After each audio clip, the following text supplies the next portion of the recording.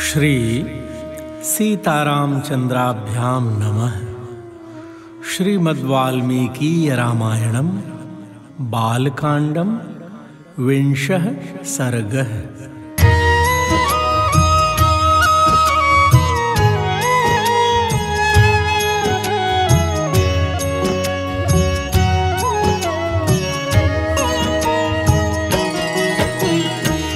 श्रुत्वा राजशार्दूलो विश्वामित्रस्य भाषितं मुहूर्तम् इव निस्संज्ञः संज्ञावानिदमब्रवीत्। ऊनषोडश वर्षो मे रामो राजीवलोचनः न युद्धयोग्यतामस्य पश्यामि सह राक्षसैः। इयम् अक्षौहिणी सेना यस्याहं पतिरीश्वरः अनया सहितो गत्वा योद्धाहं तैर्निशाचरैः। इमे शूराश्च विक्रान्ता धृत्या मेऽस्त्रविशारदाः योग्या रक्षो गणैर्योद्धुं न रामं नेतुमर्हसि। अहमेव धनुष्पाणिः भोक्ता समरमूर्धनि यावत् प्राणान् धर्ष्यामि तावद् योत्स्ये निशाचरैः। निर्विघ्ना व्रतचर्या सा भविष्यति सुरक्षिता अहं तत्र गमिष्यामि न रामं नेतुमर्हसि। बालो ह्यकृतविद्यश्च न च वेत्ति बलाबलं न चास्त्रबलसंयुक्तो न च युद्धविशारदः न चासौ रक्षसां योग्यः कूटयुद्धा हि राक्षसाः। विप्रयुक्तो हि रामेण मुहूर्तम् अपि नोत्सहे जीवितुं मुनिशार्दूलं न रामं नेतुमर्हसि। यदि वा राघवं ब्रह्मन् नेतुमिच्छसि सुव्रत चतुरङ्गसमायुक्तं मया सह च तं नय। षष्टिर्वर्षसहस्राणि जातस्य मम कौशिक कृच्छ्रेणोत्पादितश्चायं न रामं नेतुमर्हसि। चतुर्णामात्मजानां हि प्रीतिः परमिका मम ज्येष्ठे धर्मप्रधाने च न रामं नेतुमर्हसि। किं वीर्या राक्षसास्ते च कथं प्रमाणाः के चैतान् रक्षन्ति मुनिपुङ्गवा। कथं च प्रतिकर्तव्यं तेषां रामेण रक्षसां मामकैर्वा बलैर्ब्रह्मन् मया वा कूटयोधिनां।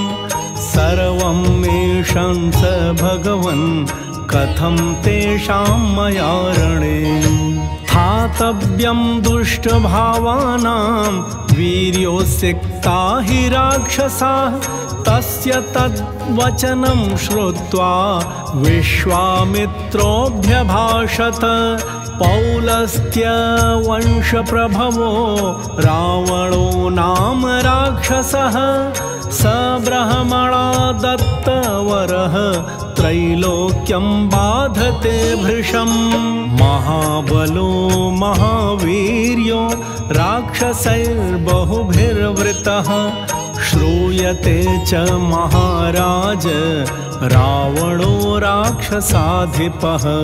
साक्षाद्वैश्रवणभ्राता पुत्रो विश्रवसो मुनेः यदा न खलु यज्ञस्य विघ्नकर्ता महाबलः।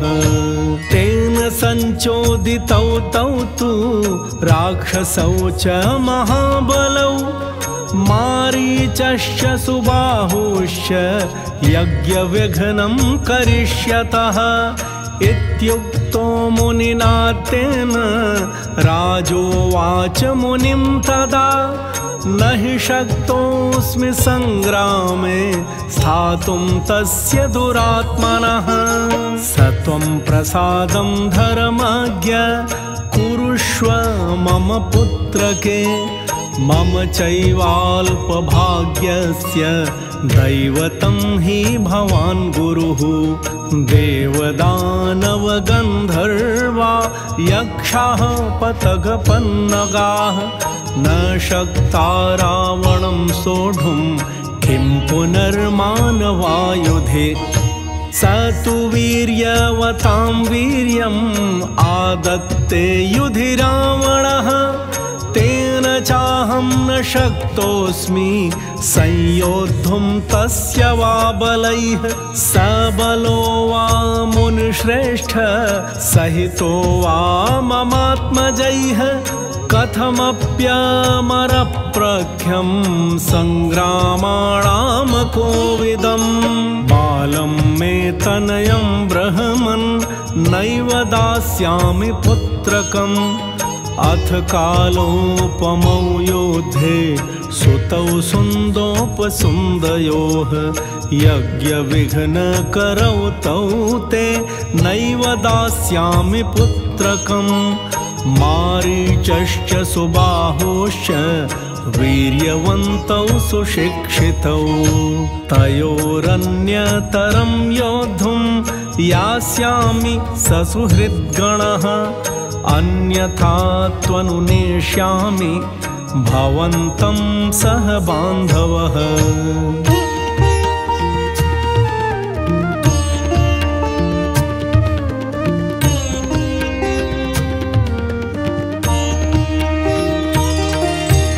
इति नरपतिजल्पनाद्विजेन्द्रं कुशिकसुतं सुमहान् विवेशमन्युः सुहृत इव मखेऽग्निराज्यसिक्तः समभवदुज्ज्वलितो महर्षिवह्निः। इत्यार्षे श्रीमद् रामायणे वाल्मीकीये आदिकाव्ये बालकाण्डे 20 सर्गः।